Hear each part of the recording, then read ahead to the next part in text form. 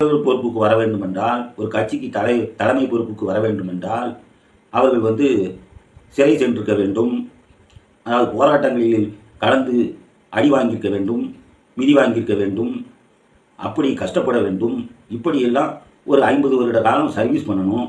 அதன் பின்பு அரசியலில் முதலமைச்சராக ஆகலாம் அப்படிங்கிற ஒரு தாக்கத்தை வெளிப்படுத்துகிறாங்க.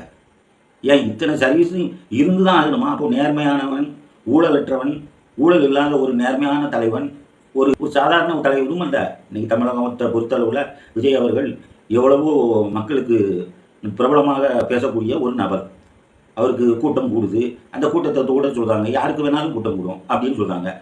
இந்த சீனிவாசன் ஒருத்தன், எனக்கு கூட கூட்டம் தான் வரும், நான் அரசியல் கட்சி நான் ஆரம்பிக்கணும்னு நினச்சேன், அது என்னமோ தள்ளி போயிட்டுது, எனக்கு செல்வாக்கு அதிகம் இருக்குது அப்படின்னு பேட்டி கொடுத்துக்கிட்டு இருங்க. ஒன்று மட்டும் உறுதியாக சொல்லினேன், தமிழகத்தில் ஒரு வெற்றிடம் இருக்குது, நிச்சயமாக இருக்குது.